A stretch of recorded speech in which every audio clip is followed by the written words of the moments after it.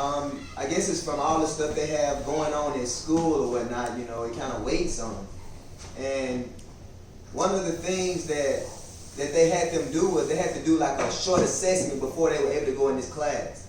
They asked them, hey, write a list of things you think that will make you happy. You know, so they let them write, everybody wrote a list.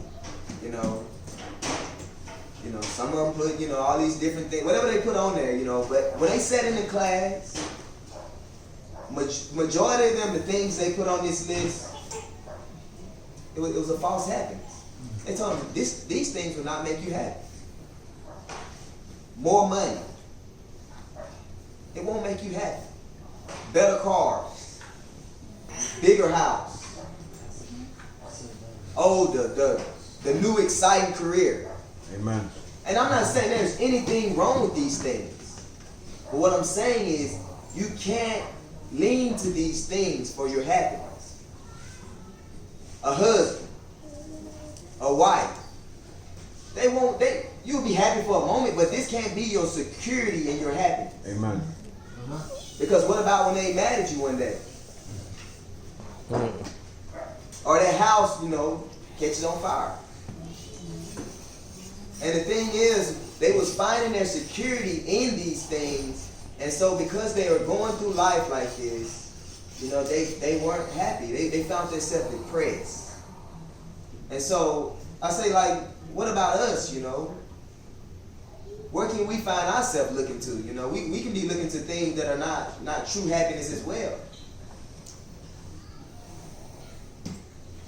But Paul was a man who didn't limit his vision to the things that were seen. Now, Paul was an amazing man of God. As I read more and more through like the New Testament, this is an amazing man of God. And I'm not just tooting his horn just to be. This man, he really stood for some things in the Bible. And it was because he didn't fix his eyes upon the things that just were before him, because these things are passing away. 2 Corinthians 4, 8 through 14. 2 Corinthians 4. First on every side, yet not populous, but not despair, persecuted, but not forsaken, struck down, but not destroyed. Always carrying about in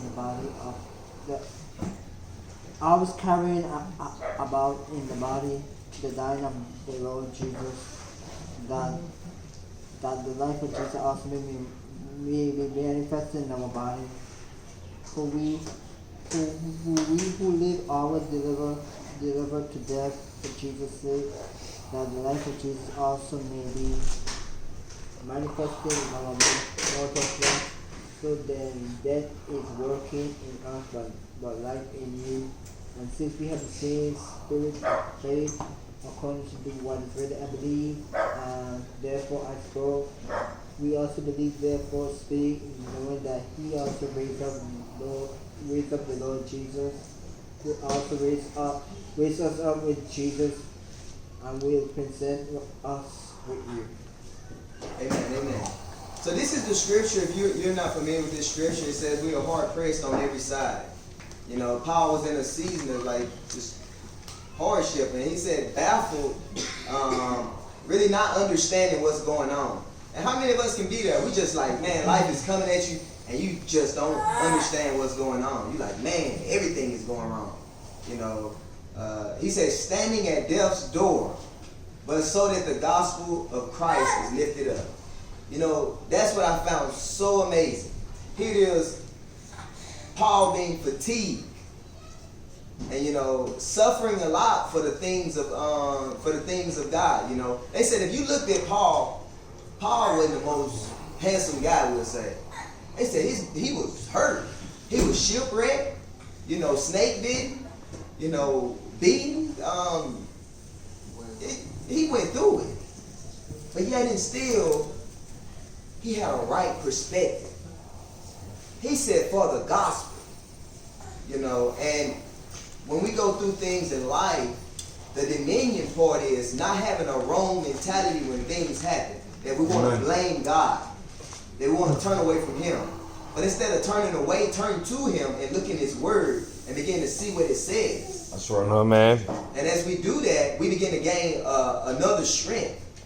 A strength that is beyond us. Because this dominion we're speaking about, it's not a physical strength that we spoke about in the beginning about Samson having that strength. This is a spiritual strength.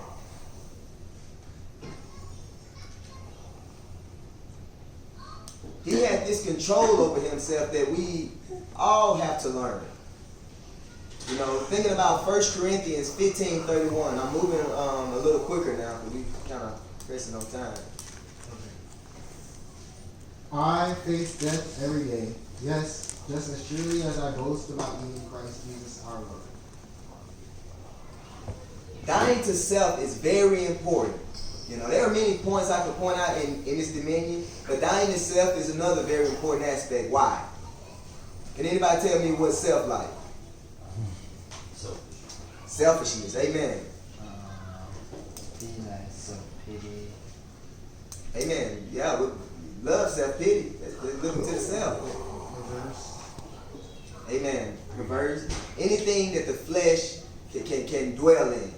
That's self. You know, I want to please my flesh. That's what the self man likes. Paul and his disciples were facing death daily. They could have lost their lives, but yet they had a right perspective. We may not be standing face to face with death every day, but we still can die to self. Luke 9:23. Then he said to them all, if anyone desires to come after me, let him deny himself and take up his cross daily and follow me. Deny himself, pick up his cross daily, and follow me. The cross was a symbolization of a public death, where they would take someone who maybe spoke wrong with Caesar's name, and they wanted to make them known, hey, you did wrong. And so Jesus was saying, hey, you're going to pick this cross up every day. You're going to learn to die to yourself. And the spectacle, you're going to be an example. You know, I want people to be able to look at you and say, man, that's one of Jesus' disciples.